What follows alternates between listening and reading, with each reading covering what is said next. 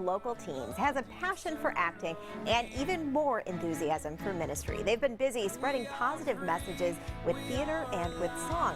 That group is called TAG. It's an acronym for Teens Acting for God.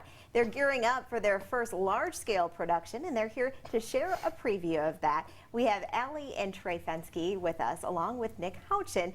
So, Allie, why don't we start with you? Tell us about TAG, how it got its start. Well, it was a group of us that just were really passionate about acting, but weren't finding many positive vibes to do it in and many positive venues to do it in. And we were big fans of a couple other skit groups that kind of did the same thing we did, but not with teenagers. And so we decided to form our own group and just started doing it for fun, and it turned into something much bigger than we ever expected to be. Sure. So. Trey, why don't you tell us about the members? How many people are in this group? Oh man, how many people are in the group now? There's like it's been growing. Yeah, 23.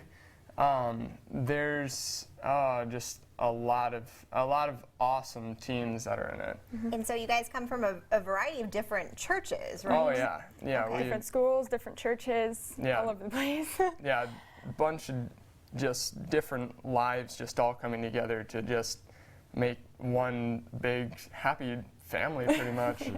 Sure. Nick, why don't you tell us about some of the skits you've done and the messages that you've tried to spread? Oh boy. Over the years, I guess, our skits have kind of morphed into, I remember the first skit we did was called the chess skit. It was never actually produced, but we worked so hard on it. And as time's gone on, we've become more improv, I guess. It's like sometimes you're running around the day before a performance like, I have no idea what's going on, and somehow it all comes together in the end. Mm-hmm. And so we've grown in a lot of ways, especially with our skit building. I understand you're preparing for a new production. It's called Pilgrim. Tell us about that. Well, this is a play that we actually saw 4 years ago. It was our very first field trip as a group. Yeah. And we just fell in love with the story, with the music, and the moment we finished watching it, we were like, oh my gosh, we have to do this play someday. And it just didn't happen. And this year, it just started popping into my head a lot more. I was like, oh, I feel like we should do it this year, because we had grown so much, and this play requires a really big cast. So I actually remember texting Nick one day, I'm like, Nick, I'm crazy. And he goes, I don't think you're crazy, I was just thinking about it today too. And so here we are. All right. Well, tell us real quick about the storyline. The storyline, there's the character Christian, and so there are two different worlds. There's the unseen world and the material world. And so the material world is the kind of real world. There's a bunch of different people and things like that in the unseen world, which is where my character, the king, lives. And so the material world isn't able to see the unseen world, but yet those two worlds are kind of in the same. So one day, Christian gets given this book, and he reads it, and it's kind of become a reality to him. The book is the Bible, and so the king starts traveling with him on this road. And so we get to see the journey that Christian takes to get to this place called the Celestial City, which is where the king lives. Okay, well, they're going to give us a taste of that upcoming production right now, so why don't you guys take it away? Absolutely.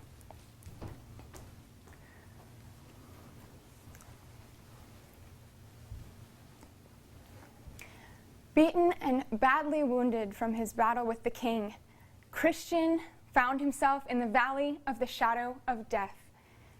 I saw in my dream that on one side of the path was a deep ditch, and on the other, a miry pit. The darkness was pitch black.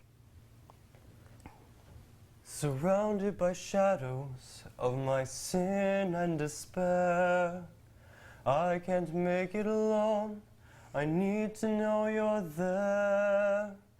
I want to see your face, but my faith is much too small. The path is so narrow, any moment I could fall. I think I'm gonna fall. If you only knew how much I loved you, you would never doubt or be afraid at all. Christian, I will never leave you nor forsake you. Hear my call. Even though I walk through the valley of the shadow of death, I fear no evil, for you are with me. Your rod and your staff, they comfort me. You prepare a table before me in the presence of my enemies. My cup overflows. Surely, goodness and mercy will follow me all the days of my life, and I will dwell in the house of the Lord forever. Be my vision, Lord, in this valley without light. In the midst of the dark, I walk by faith.